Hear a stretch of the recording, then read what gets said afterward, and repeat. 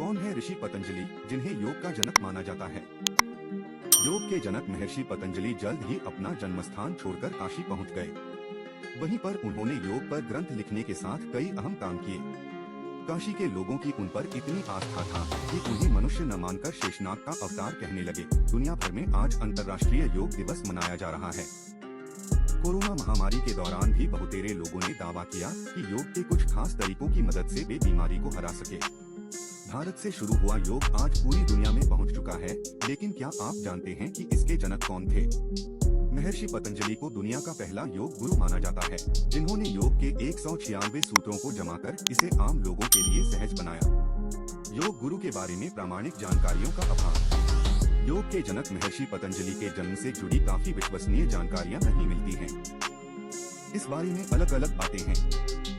हालांकि कई जगहों पर जिक्र है कि वे पुष्यमित्र शुंग 195 से 142 ईपू के शासनकाल में हुए थे। उत्तर प्रदेश के गोंडा में जन्मे पतंजलि आगे चलकर काशी में बस गए। काशी में पतंजलि पर इतनी आस्था था कि उन्हें मनुष्य न मानकर शेषनाग का अवतार माना जाने लगा। पाणिनि के शिष्य की तरह हुई शुरुआत। महर्षि पतंजलि का नाम आने पर अक्सर पाणिनि का भी जिक्र होता है। कुछ विद्वानों के अनुसार पतंजलि ने काशी में पाणिनि से शिक्षा ली थी और बाद में उनके शिष्य की तरह काफी काम भी किए।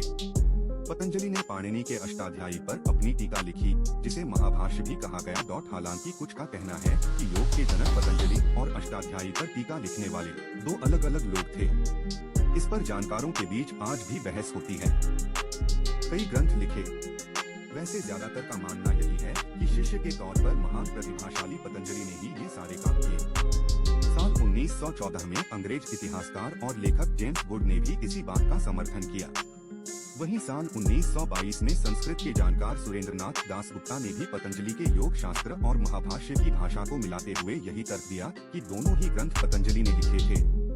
योग को सहज बनाने का श्रेय पतंजलि। अष्टाध्यायी पर टीका पतंजलि की अकेली उपलब्धि नहीं, बल्कि सबसे ज्यादा इन्हें योग के लिए जाना जाता है। उन्होंने योग सूत्र लिखा, जिसमें कुल 196 योग मुद्राओं को सहेजा गया है। बता दें कि पतंजलि से पहले भी योग था, लेकिन उन्होंने इसे धर्म और अंधविश्वास से बाहर निकाला और एक जगह जमा किया ताकि जानकारों की मदद से आम लोगों तक पहुंच सके।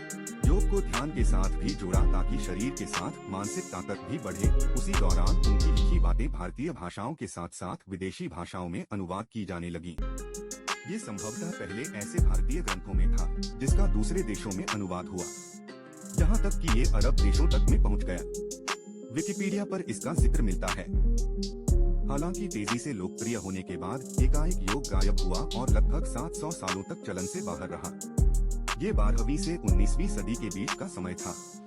तब दुनिया कई तरह के बदलावों से गुजर रही थी और व्यापार व्यवसाय के साथ दबदबा बनाना और अपने धर्म को फैलाना सबसे बड़ा मकसद था। इसी दौर में योग पीछे चला गया। 19वीं सदी में योग फिर लौटा और बड़ी तेजी से लौटा। इसे दोबारा चलन में लाने का श्रेय स्वामी विवेकानंद को मिलता है। अष्टांग योग का सूत्र दिया। अब लौटते हैं महर्षि पतंजलि के योग पर, तो उन्होंने अकेले शरीर की शुद्धि की बात नहीं की, बल्कि सबसे ज्यादा जिस बात पर जोर दिया वो है अष्टांग योग। इसमें यम, नियम, आसन, प्राणायाम, प्रत्याहार, धारणा, ध्यान और समाधि शामिल हैं। इस तरह से योग को टुकड़ों में बांटकर योग के इस जनक ने इसे आम लोगों तक पहुंचाया। आज 7वां अंतर्राष्ट्रीय योग दिवस। पहली बार ये दिन इंटरनेशनल स्तर पर 21 जून 2015 को मनाया गया। इससे साल भर पहले मोदी सरकार ने संयुक्त राष्ट्र की महासभा में योग दिवस मनाने का प्रस्ताव दिया था, जिसे 193 देशों में से 175 देशों ने बगैर देर किए मान लिया। इसी से अंदाजा लग सकता है कि सिर्फ हमारे देश ही नहीं, बल्कि विदेशों में भी योग कितना लोकप्रिय है।